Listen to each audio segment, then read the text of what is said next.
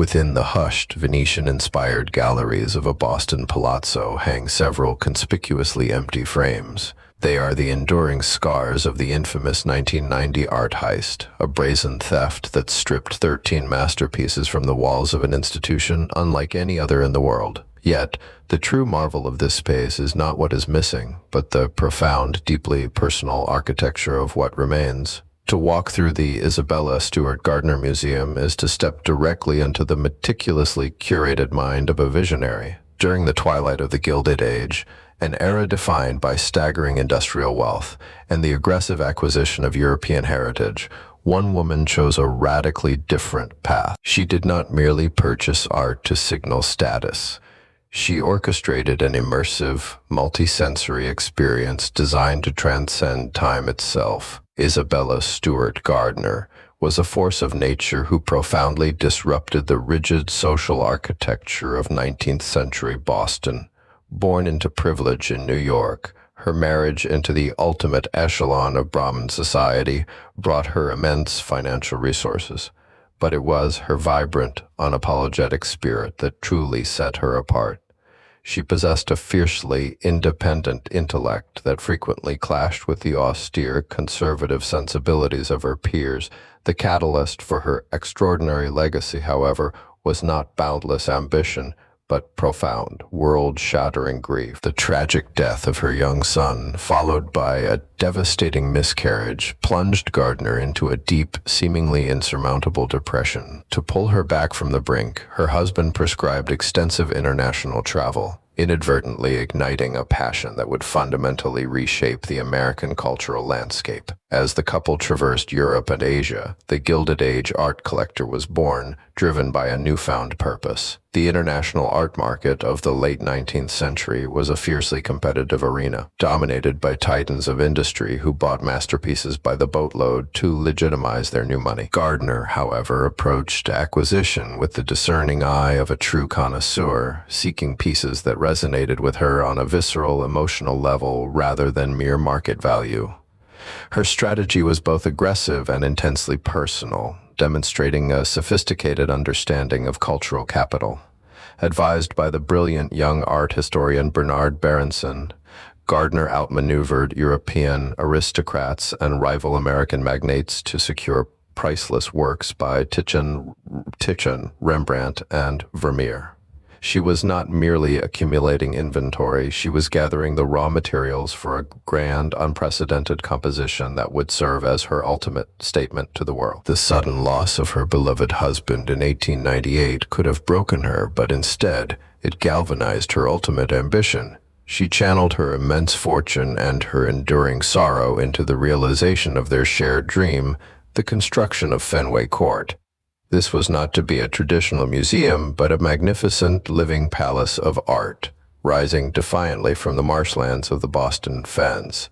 The creation of Fenway Court was an exercise in absolute, uncompromising control and meticulous craftsmanship. Gardner personally oversaw every detail of the construction, importing architectural fragments from European ruins, Renaissance balconies, and Roman mosaics to embed into the very walls. She was known to climb ladders to demonstrate exactly how the pink stucco of the central courtyard should be modeled, ensuring the precise aesthetic of a weathered Venetian palazzo. The interior of the museum is a masterclass in psychological curation, revealing the intricate mind of its creator. Unlike the sterile chronological galleries of traditional institutions, Gardner arranged her collection intuitively, creating dialogues between disparate objects across centuries and cultures. A Renaissance masterwork might sit beside a piece of ancient Chinese bronze, unified by a shared resonance of color, form, or emotional weight that only she fully understood. This approach demanded a heightened level of engagement from the viewer, challenging the conventions of how art should be consumed. By removing standard museum labels and didactic texts, she forced visitors to confront the art directly, experiencing the sheer aesthetic power of the collection without the mediation of academic interpretation. It was a radical democratization of beauty orchestrated by a woman of supreme, undeniable privilege. To be invited to Fenway Court during Gardner's lifetime was to enter an exclusive sanctuary of culture, intellect, and high society. She hosted glittering salons, filling the breathtaking courtyard with the music of the Boston Symphony Orchestra and the scent of rare orchids cultivated in her private greenhouses. The space was alive, serving as a dynamic, multifaceted reflection of her own unparalleled personality and exquisite taste. Yet, her most audacious act was the legal architecture of her legacy, a brilliant maneuver of strategic foresight. Upon her death in 1924, her will stipulated a staggering condition. The collection must be maintained exactly as she left it, in perpetuity. If a single object was permanently moved, the entire collection was to be crated up, shipped to Paris, and sold, with the proceeds given to Harvard University. This draconian directive was not an act of mere eccentricity, but a brilliant, ironclad strategy to protect her vision from the shifting tides of curatorial fashion. In the realm of ultra-high net worth, or UHNW, legacy planning, the dilution of a founder's original intent is a constant looming risk. Gardner utilized her legal and financial leverage to freeze her masterpiece in time, ensuring her distinct voice would never be silenced by future committees. It is this very stipulation that makes the aftermath of the 1990 art heist so uniquely poignant and legally complex, because the terms of her endowment strictly forbid the acquisition of new works to fill the voids. The empty frames remain hanging in the galleries to this day.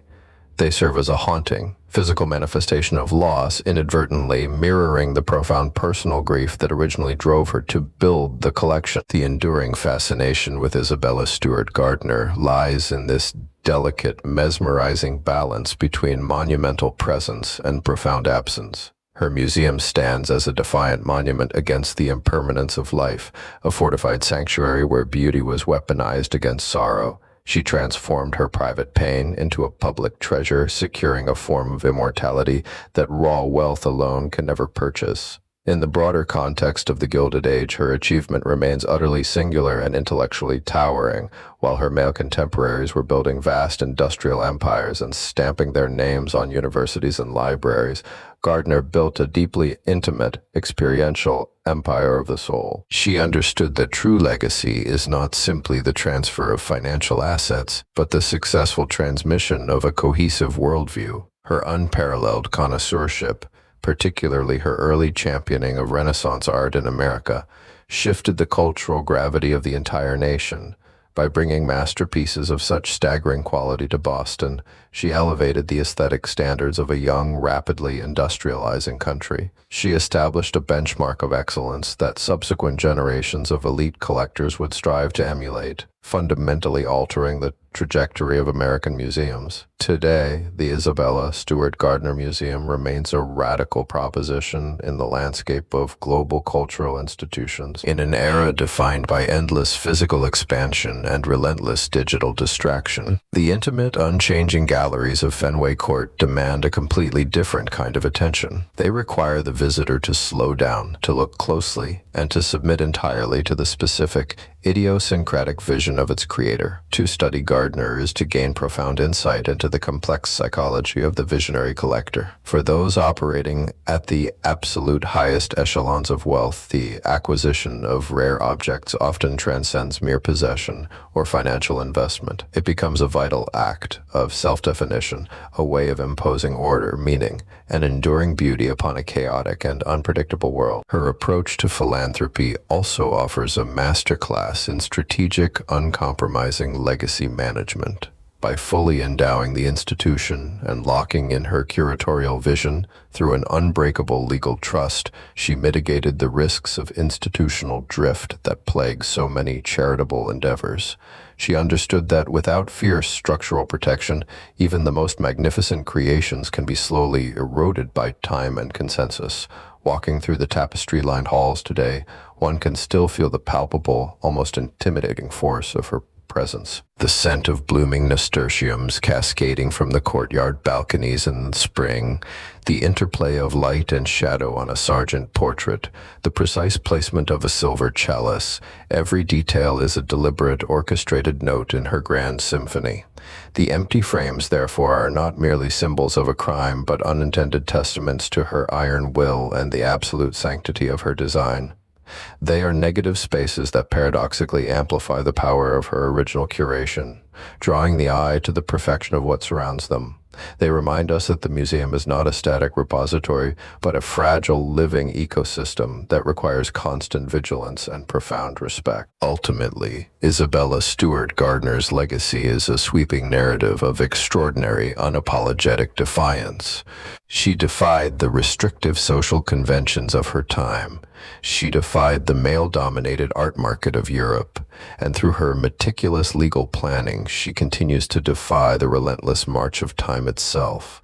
She proved that true affluence is not measured by the mere accumulation of capital, but by the visionary capacity to transform that capital into something transcendent. Fenway Court is a masterwork of human achievement, a testament to the fact that when immense wealth is coupled with visionary genius and profound emotional depth, the result can echo through eternity.